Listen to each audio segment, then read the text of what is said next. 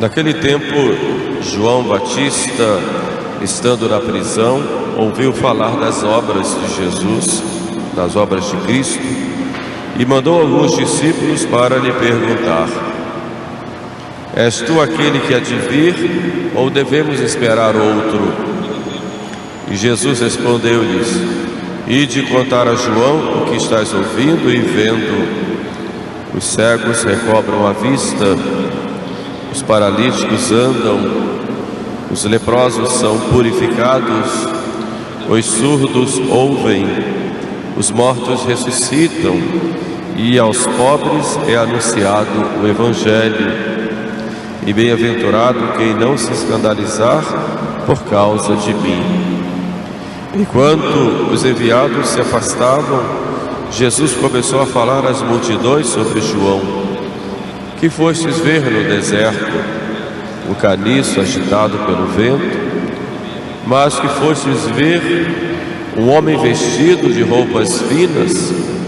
Olhai os que vestem roupas finas, eles estão nos palácios dos reis. Que fostes então ver? Um profeta?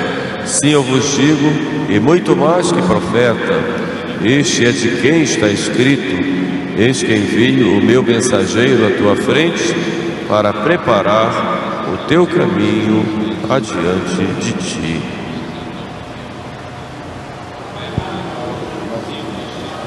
Neste segundo domingo do Advento, a igreja já começa a nos mostrar a figura de João Batista, que agora está na prisão por causa da verdade, de ter denunciado publicamente o pecado de Herodes, e ele já sabendo que chegara o momento dele, o tempo dele praticamente desaparecer, é preciso que ele cresça e eu desapareça, ele diz a respeito de Jesus, estava prestes a dar a sua vida por causa da verdade, e ele então, já ouvindo falar das obras de Jesus, ele manda 2 dos seus discípulos para irem a Jesus e perguntar se era realmente ele o Messias.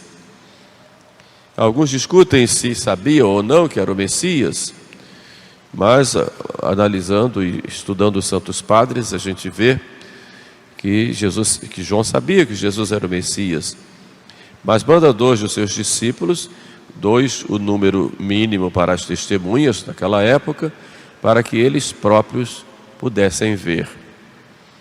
E por que então ele manda? Primeiro, São Francisco de Sales, ele explicando este evangelho, diz que João manda primeiro para que os 2 discípulos pudessem conhecer Jesus, porque a meta do pregador é não trazer as pessoas para si, mas levar para nosso Senhor. Nosso objetivo é levar as pessoas para Jesus Cristo, e nós não somos os protagonistas. Isso diz respeito ao padre que prega, ao catequista, ao bispo, ao papa.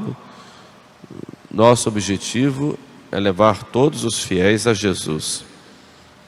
Por isso João manda aqueles 2 irem a Cristo. Também para que fossem atraídos pela própria presença de nosso Senhor.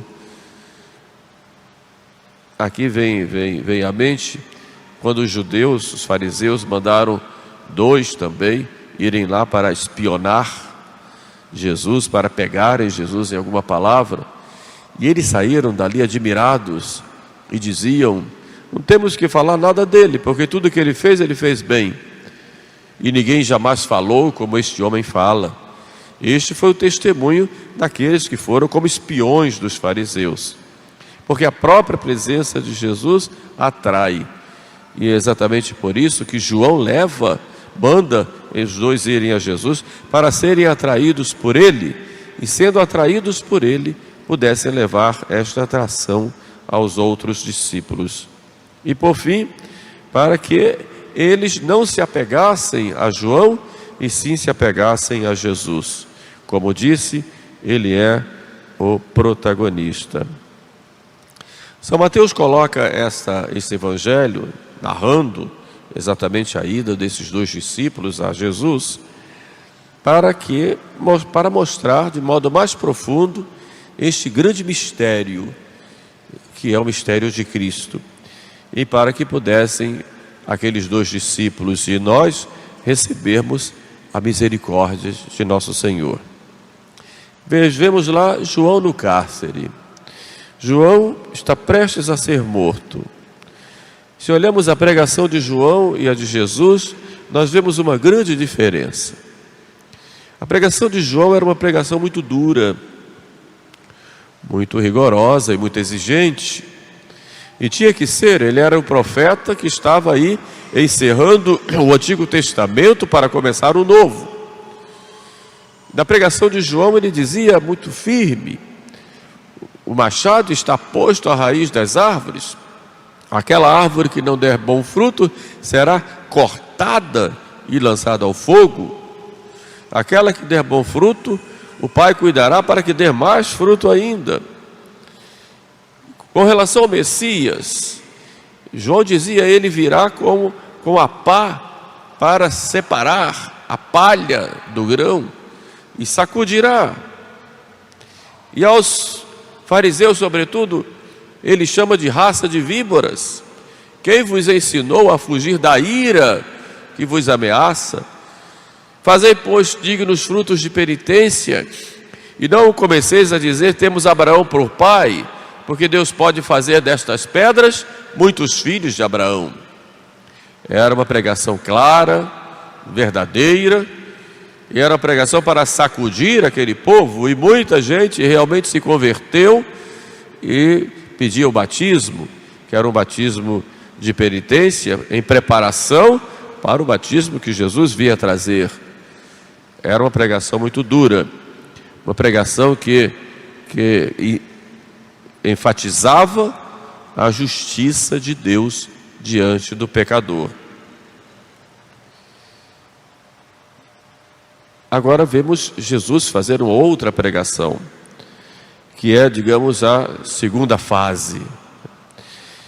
Jesus, quando chegam os discípulos de João, Jesus diz: ide a João e dizei o que vistes e ouvistes. Os cegos veem, os coxos andam, os leprosos são limpos, os mortos ressuscitam, a boa nova do Evangelho é pregada aos pobres, e bem-aventurado aquele que não encontrar em mim motivo de escândalo. A pregação de Jesus é uma pregação de misericórdia. A de João fala da justiça e agora Jesus fala da misericórdia. Há uma complementaridade, é claro, aí, porque esse tempo que Jesus vem trazer para nós é o tempo da misericórdia. Quando os judeus veem Jesus ir à casa de Zaqueu ou à casa de Mateus, ele come com os pecadores. Como ele pode ser um profeta? Ou recebendo aquela mulher adúltera, não vai apedrejá-la? E Jesus diz: quem não tiver pecado, atire a primeira pedra. Mas diz aquela mulher: vai, eu não te condeno, mas vai e não peques mais. Ou aquela mulher também adúltera que vai a seus pés e chora os seus pecados, e Jesus diz: a tua fé te salvou. E aquela que sofria de fluxo de sangue: tem confiança, filha, tua fé te salvou. E aquele paralítico: tem confiança, filho, teus pecados te são perdoados. E aquele leproso: Senhor, se queres, podes limpar-me. Sim, eu quero ser limpo. E aquele homem angustiado, aflito, porque o seu filho estava possesso do demônio, Jesus disse: tem confiança, tudo é possível àquele que crê. E quando Pedro pergunta: Senhor, quantas vezes nós devemos perdoar? Até 7 vezes, achando que já estava falando muito. E Jesus disse: eu não te digo até 7 vezes, mas até 70 vezes 7. E no alto da cruz, Jesus fala àqueles que o Pai sobre aqueles que o estavam crucificando: Pai, perdoai-lhes, eles não sabem o que fazem. E a aquele ladrão: hoje mesmo estarás comigo no paraíso. Portanto, o que Jesus vem trazer para nós é a sua misericórdia, e nós temos que mergulhar nela todos os dias de nossas vidas. Todos os dias. Mesmo sabendo que nós somos pecadores, não podemos nunca fazer as pazes com o pecado, compactuar com ele. Temos que estar sempre nesta tensão, ponho aqui entre aspas, interior, de buscar cada vez mais servir a nosso Senhor, de caminhar com Ele na nossa vida.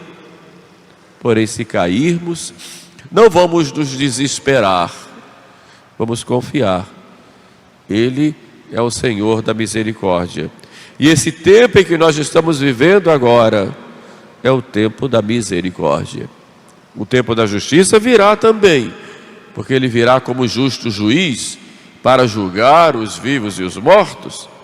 Mas agora, embora Ele já antecipe em certas situações um pouco da sua justiça, em vista da nossa conversão, agora Ele está conosco no tempo da misericórdia. Eu não vim para castigar os pecadores, mas vim para convertê-los. Quem está são não precisa de médico, e sim quem está doente. Ele vai dizer aos fariseus. Nós temos também essa tendência de, como católicos, buscarmos ser como João. É claro que temos que falar da justiça divina, as verdades eternas. A igreja tem que falar e tem que mostrar, e todos nós compareceremos diante de Deus para o juízo. E esse juízo já ocorre na hora da nossa morte. Mas a nossa igreja, ela é santa na sua essência, mas ela é feita de pecadores, que somos todos nós. Houve muitos grupos na história da igreja que quiseram uma igreja como os cátaros, uma igreja de puros. É claro que nós temos muitos santos, foram alguns canonizados, mas a maioria não, e hoje há também muitos santos, mas há também muitos pecadores, como nós somos. E muitos grupos quiseram uma espécie de catarismo, talvez levados por reta intenção, Deus que os julga, mas joio e trigo convivem juntos. Peixes bons e peixes maus estão nessa rede e nesse barco. Temos que fazer todo o bem possível, buscar ter uma vida santa, uma vida fundamentada no amor, e no amor de Deus e no amor ao próximo. Não podemos ter amor a Deus se não temos amor ao próximo. E o amor ao próximo é o amor por causa de Deus, porque eu devo ver em cada pessoa o próprio Jesus Cristo. Tudo o que fizestes ao menor dos meus irmãos, foi a mim que o fizestes. Por isso temos que amar a todos, bons e maus. Nosso coração deve estar inquieto com esse fogo do amor. E foi exatamente isso que Jesus Cristo veio trazer. Eu vim trazer fogo à terra, e o que eu quero é que ele arda. Então vamos buscar a Deus como Deus é, como Deus que nos ama e que nos busca e que nos chama à conversão, a uma verdadeira mudança de vida. Um Deus que é misericórdia para com todos aqueles que confiam nele. A miséria do homem se encontra com o amor de Deus. E Deus, nosso Senhor, exerce aí a sua misericórdia nos dando o perdão. Olhemos, pois, a Jesus Cristo. Os cegos veem, os surdos ouvem, os leprosos são limpos e os pobres ouvem, são instruídos. Tenho dito já algumas vezes que o termo pobre aqui não significa apenas no sentido material, também, mas sobretudo pobre, aquele que é despojado e que está aberto a ouvir a palavra de Deus. Mas, termina Jesus, bem-aventurado aquele que não achar em mim ocasião de escândalo. Escândalo é ser pedra de tropeço. Jesus não é pedra de tropeço para ninguém. Muito pelo contrário. Ele é a porta que se abre para a vida eterna. A porta que se abre para a santidade. Portanto, olhando a Jesus, nós nos alegramos e confiamos em Deus, que no seu amor e na sua bondade se fez homem, tornou-se como nós, para viver conosco e nos mostrar como deve ser o homem novo, resgatado pelo sangue dele.